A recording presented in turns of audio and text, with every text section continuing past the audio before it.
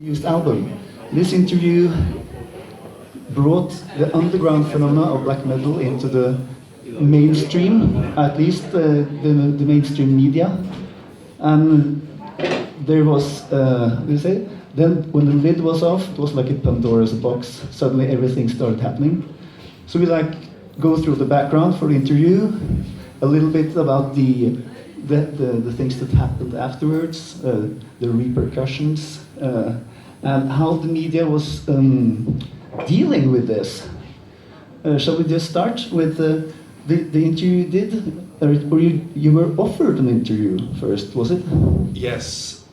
This is 22 years ago, so I can't remember everything, but I remember I was working in the investigative department in Bergen and worked with some big cases and was not at the scene when the churches burned down and so on, but I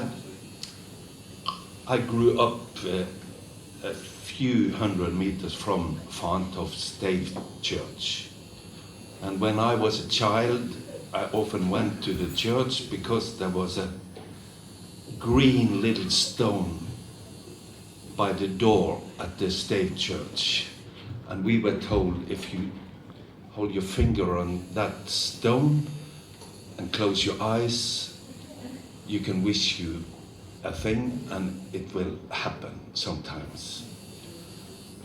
And when Fantoft Stavkirke burned down the 6th of June in 1992, I was in Portugal at some case, and I didn't know before I was back, and then I called the police just to ask, did you find the green stone? Because it's meant a lot to me.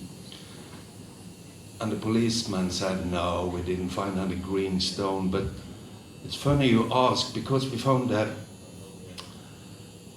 animal at the staircases by the ruins. And we think that's very, we don't understand that. And therefore I wrote a story about what could that be? Could it be something, some rituals or something? But nothing happened after that story. So some months later, or it was I think it was in January 1993, two young guys come to Bergen and said they wanted to sell an interview with a guy who called himself Bursum, they said. And the two guys were about 17, 18 years old, and they gave the interview to the culture department, who came to me because of that story of the green stone, and said, can you talk to they are mad, read the interview. And I read the interview, and there stood, Bursum has made a new record, blah, blah, blah, blah. So in the end of the story is, and he has also set 8 churches on fire and killed a gay person at Lillehammer. And I told him, we can print that, you have to have proof. Can we meet that guy? And they say, yeah, maybe we should talk to him. And they called me after 3 days or so and said, okay, he will meet you. He will meet you at the ruins of Fantoft Stavkirke at 4 o'clock in the night. And I said, that's nothing, I don't want to do that. It's raining and so on. Can we meet him somewhere else? Yes, they said, we should talk to him. And they came back and said, you can meet us at the railway station in Bergen, and then we will take you to his apartment. Okay, I and my photographer met the two guys at the railway station, and they said, we have to have scars over your eyes like that. Blindfold. Yeah, you will never know, you shall never know where we are going to. But we have a problem, because we don't drive and you drive. Can one of you drive?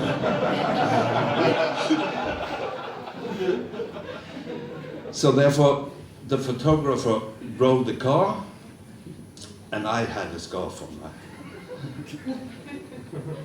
And we come, and I saw, I'm very familiar with Bergen, and I understood by just sitting in the car where we drove. And that was just behind a famous football stadium in Bergen at that time, Tronsminde Idrettsplass. And then the interview started. First of all with this on, but I could take it off after 10 minutes or so. And then I saw a young guy with very long hair, and he was very,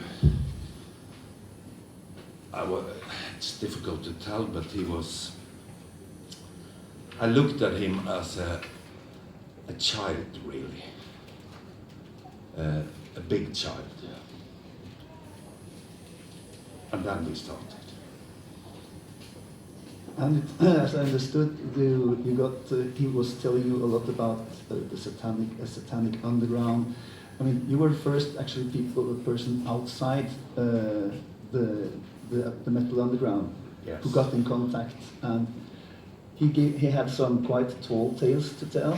So you had to, it was too much. You had to fact check it. Yeah, I told him. He said, we want publicity for the album from Bursum. I didn't know what Bursum was. And I said, you will, and then he told me the story about the church fires and the killing of a gay man at Lillehammer. They always said that, a gay man at Lillehammer. And he gave me lots of details about the burnings and the killing. And I said, if that is true, you will get a lots of publicity. But I have to check with the police. Is it true? And he said, it is true. Talk to the police, give this information, and you will see it's true. Before I called the police, I called Gardets Institute, the people who cut the dead people. Mm-hmm. For instance. Yeah. Because I knew one of them there, and I said to them,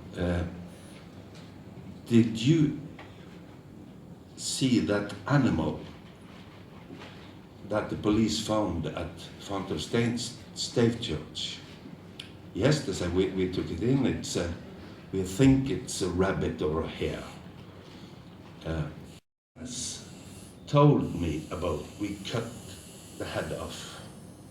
So therefore yes, he's telling the truth.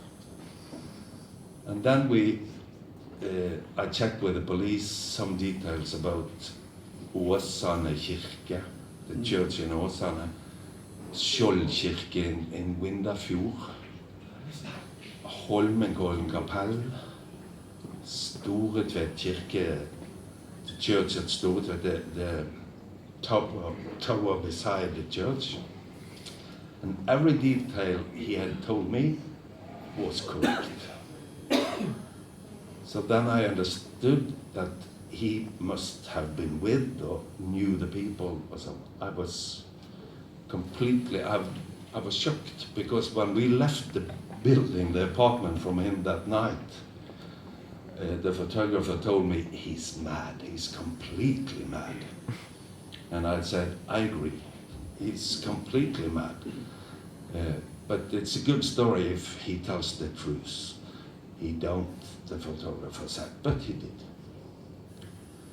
And from there, the whole story. But you, I mean, you could, because he was a source, and we have in Norway, we have also source protection. So how would you go about that?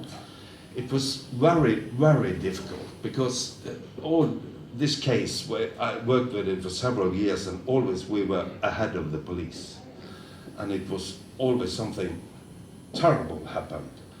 And what should I do?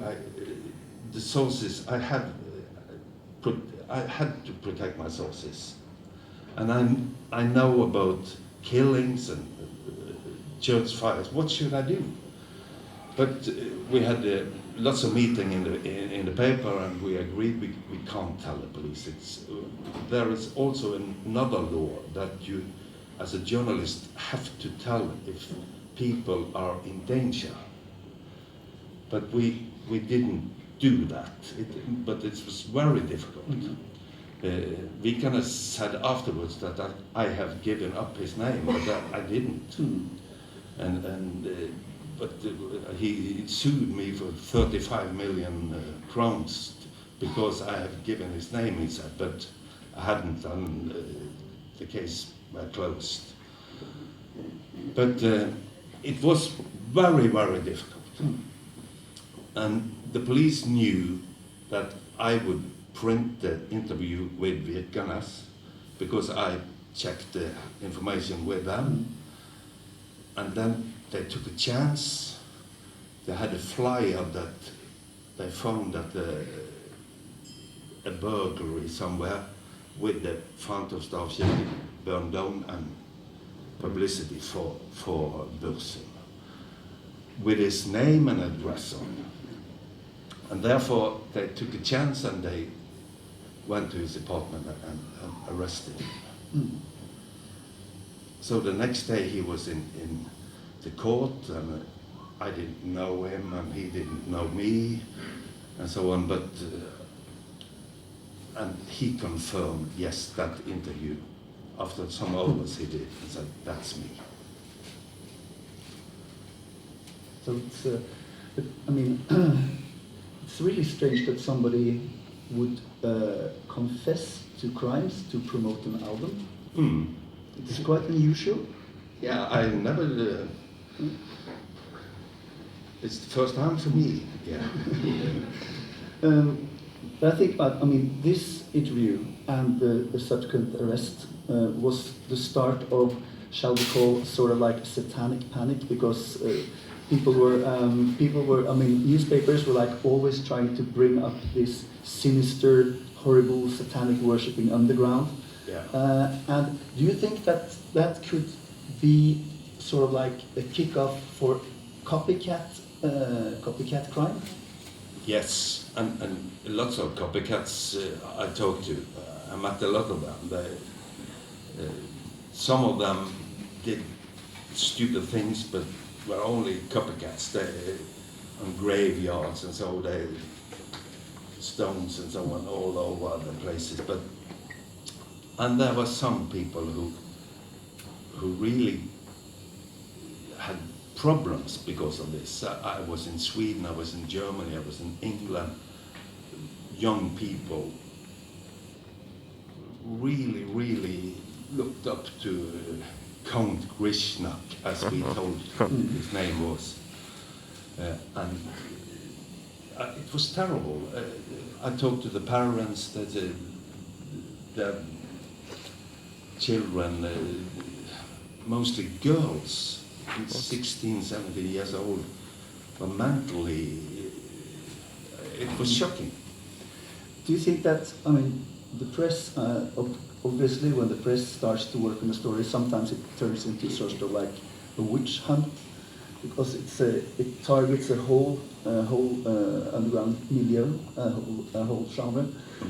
Do you feel that, within the paper, when you were like sitting on stories and publishing or thinking about, doing sensationalism or trying to present facts, because obviously there was some crime, but do you think sometimes that the papers could have acted differently in the way they portrayed the events?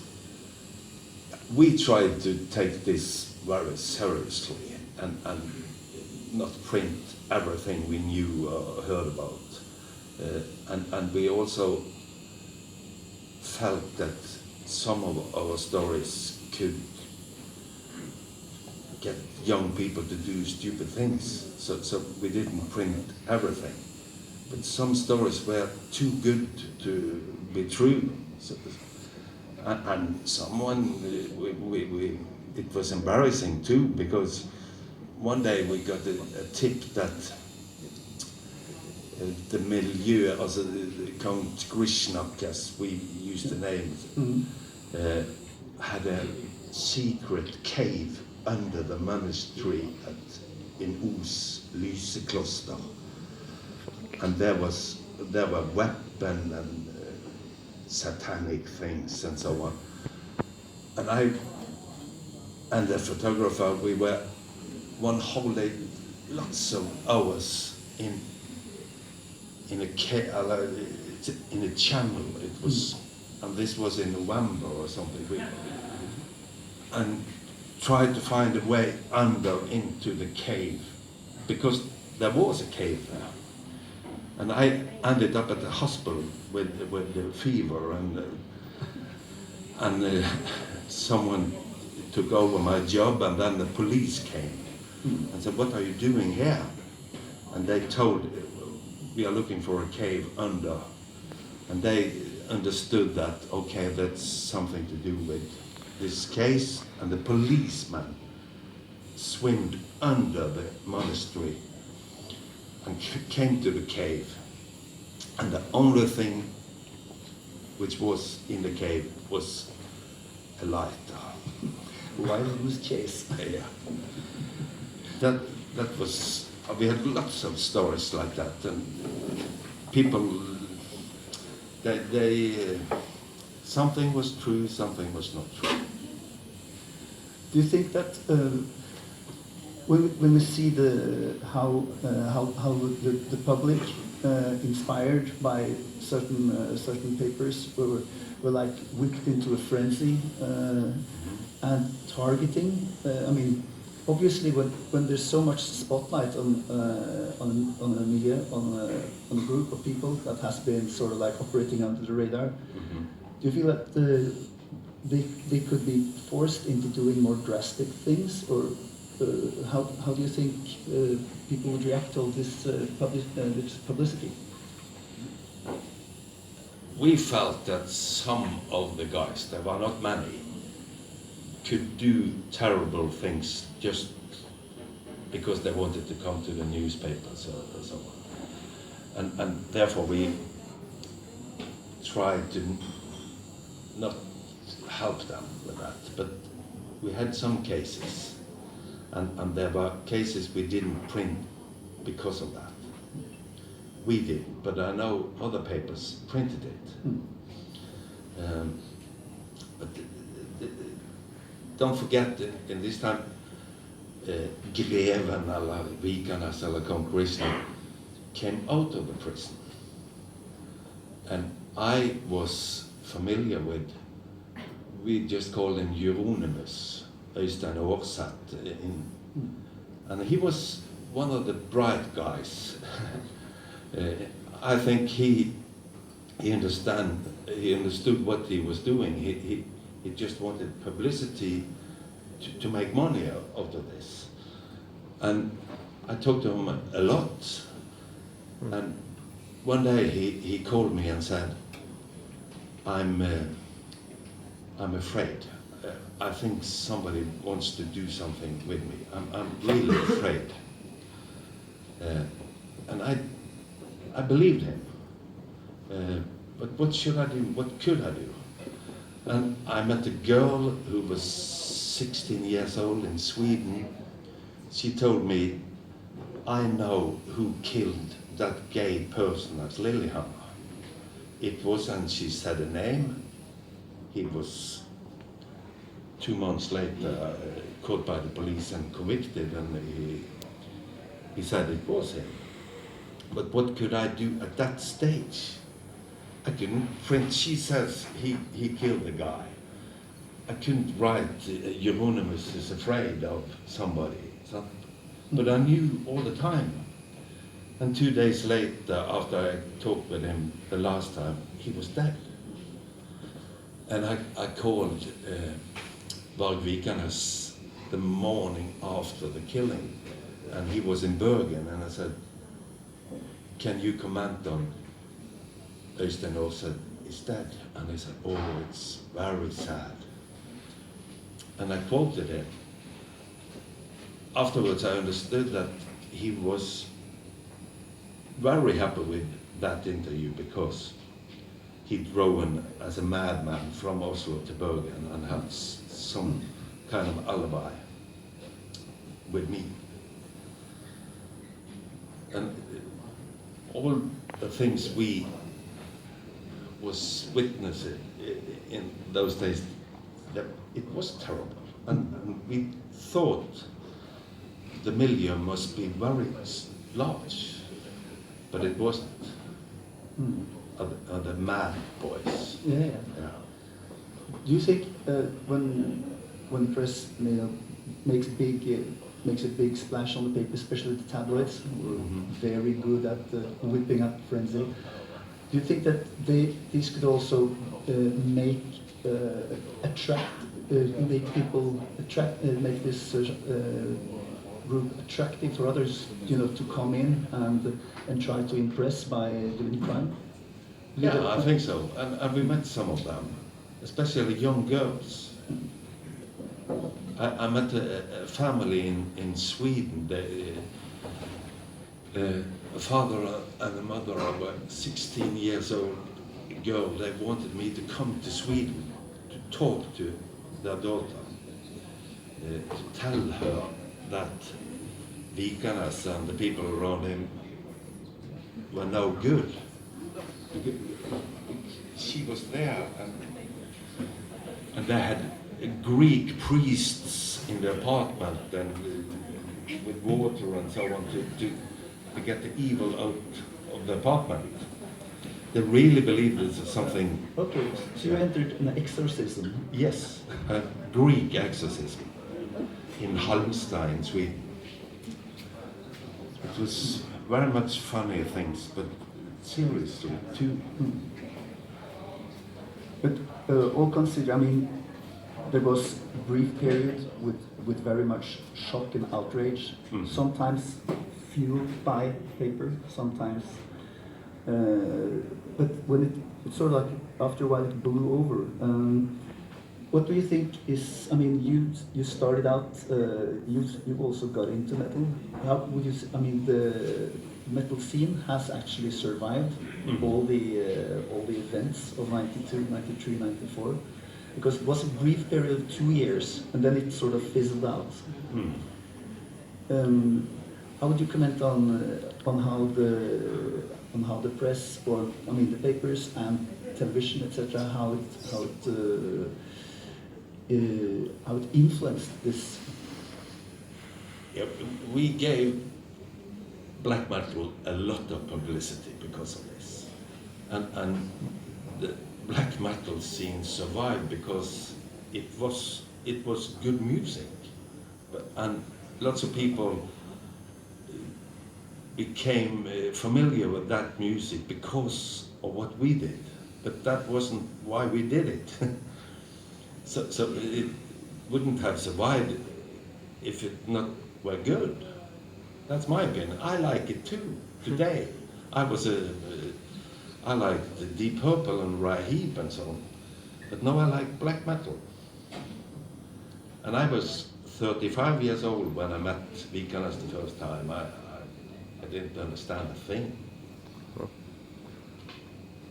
So, as you said, you came as an outsider and just got thrown lots of big stories in your face.